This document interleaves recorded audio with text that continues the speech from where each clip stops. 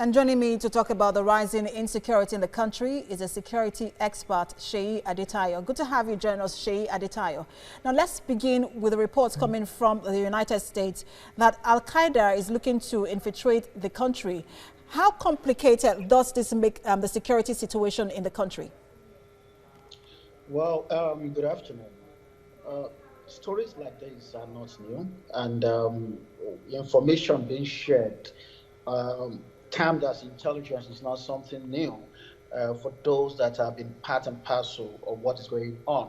Al-Qaeda, either in form of Akim, that is Al-Qaeda in Islamic Maghreb, or Ansar, have always been in Nigeria, and the Northwest has always been the hotbed of Al-Qaeda activities in Nigeria, and right from that, over 15 years ago. So if US or the United States General is sharing what he termed as intelligence, that there's nothing critical or new in it, then this calls into question what was the information intended to achieve. And you can check the history. Al-Qaeda has always been in Nigeria. And of recent, there was an arrest of a father and two sons that was said to be a member of Akim, and the father recruited the children and also be recruiting other people. And they have been operating around the axis of Katsina, Sokoto, and Kebbi axis.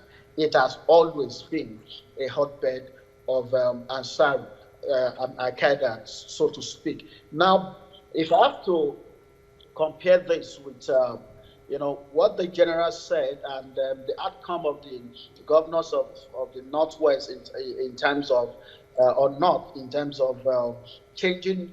You don't change commander during a war situation. I don't know which book they are reading. It all depends on what level of results are you achieving in terms of the set goals. All right, Sheyi Adetayo, if I may just butt in, we know that at the last National Security Council meeting, the president he instructed the service chiefs and the Inspector General of Police to rejig and re-engineer the security architecture of the country. Now, in light of this new information on Al-Qaeda, what does this mean? There's nothing to rejig because you are still going to take. See, we've been seeing movement within the Nigerian military, as in changing of commanders at maybe every three months or six months, like that. So we're still talking about the same people. If you have been rejigging all this while, we're still getting the same result. Then this calls to question the person that's actually doing the rejigging. Maybe the way they are doing things is not actually the right way. Now, like I said, the issue of Al-Qaeda, you see, Al-Qaeda is a terrorist organization. It's a terrorist group. It's different from ISWAP. ISWAP is an insurgent group. They are insurgent organization. Their own aim is to claim territory, is to take over.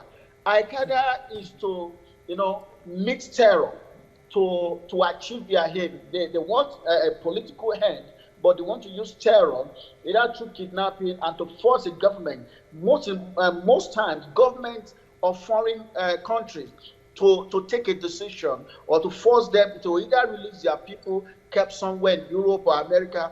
So if you look at the modus operandi of Al-Qaeda and ISIS, they are entirely different. ISIS are fighting to claim territory.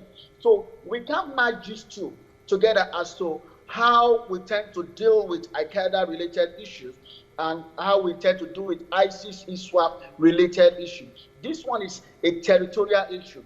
And the way we're going to approach it is largely military and intelligence. For that of Al-Qaeda, it is purely intelligence. They operate in cells, and we need to identify the cells, break the cells, and then dismantle every of their strongholds. For ISWAP and ISIS, you have to show the might, the military might, and uproot them from every area that they are operating and ensure that they can never rise again. And if we have not been able to achieve this over time, then there's something wrong. I'm afraid we do have to leave it there. Sheyi Adetayo, security expert. Thanks for talking to TVC News. Thank you.